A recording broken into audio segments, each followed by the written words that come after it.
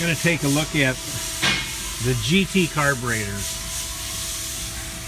717921 is the number, and they're your 34 Solexes, W's, and they're a little bit different. The one thing that kind of, you can see something caught down in there, and actually what that is right there, that's actually your low idle adjust right there. I was picking at it a little bit, thinking it was something caught in there, and that's all it was. These do have different gaskets here, so you got to be careful there. It's going to take gaskets. The rear one has 2 holes in it, so be sure you get those holes open. 2 holes there, 1 hole on this side, or you're not going to like how it works. They have a ton of little parts in them. The one thing that is really different, let's see if I get a picture, is this right here.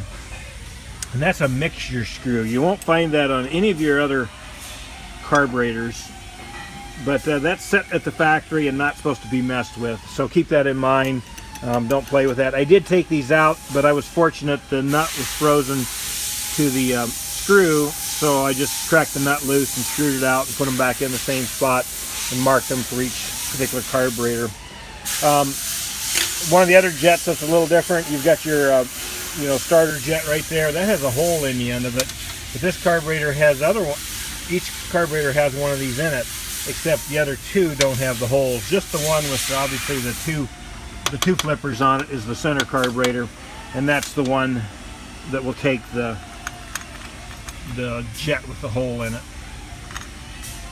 So keep that in mind as you do these. There are just subtle differences. These are just plugs that go in the front and the rear, and of course the center cylinder has an actual jet in it. These are your pilot jets. That one I couldn't actually get out, but they're the same on these carburetors. And then you've got a little idle, like a low speed jet here, off idle jet, mid-range jet, whatever you want to call it, that goes in the sides of them. Those are all the same too. So I think about the only thing that would really mess you up is the cold jet right there. There are some other little subtle differences, but you just kind of be careful, mark stuff as you go. You should be fine. The floats are a little bit funky in them. You know, they've got a little spring set up on the top. Kind of hard to see that on the video, I know. It's a little bit different. But basically, these from the factory were always at about 115 on the main jet, and they used an emulsion jet in the center, right down in there, that was a 150. The other thing that's kind of unique on these is they do not have the emulsion tube, only has 2 holes in it, does not have 4. So, or the emulsion jet holder. You do want to be aware of that. I've got other videos about these. As you can see, there's a hole, there's a blank, there's a hole, and there's a blank.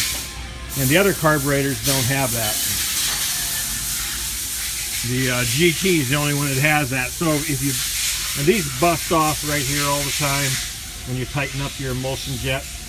If you have to switch these over to a 4, do all of them, all 3 of them, to a 4-hole one, and then you're going to have to probably go with 200 or maybe a 220, maybe even a 240 in the middle here. But you're definitely going to have to do some recalibration then to get everything right. And just like all the other carbs, be sure you jet your center one 15 points higher. So if you've got, say you got 120s on the outers, put a 135 in the middle, or if you got 130s here, you want a 145 in the middle. This the way they share, number 2, you know, I've done dyno research on those, and all of them with my triple air fuel gauges, all of them are running 15 points leaner on the middle cylinder. You'll end up a little bit richer than on the middle, and that's what you want. A little bit richer in the middle, a little leaner on the outside. So 15 point spread on your main jet. Other than that, you know, the velocity stacks look the same. Everything's pretty much the same. The side jets here, they're all the same. So I don't think anything will get in the way. You do have to, when you set your throttle, these for idle have to be all individually done, and you have to use something along this order, one of these tools to set the idle, because they're all going to have their own idle adjustment, unlike all the other carbs with the common throttle. And basically all you do is you get some slack, about 80 thousandths slack between each carburetor, so you're not, one's not pushing the other. And then you adjust your idle according to your flow meter here to get them all about the same, and then take your slack out, and you want about, I don't know, I think they said 20 thousandths clearance when you're done. So you got about a 20 thousandths free play from, you know, the rear cylinder to the middle to the front. So, but that's about it on the GT 850 carburetor. Pretty simple little unit. They do have a lot of little stuff in them, so they're not near as simple as what the later ones are. Performance-wise, everything's pretty damn close. So this is all I got. Tom Downey from Fort Dodge signing off.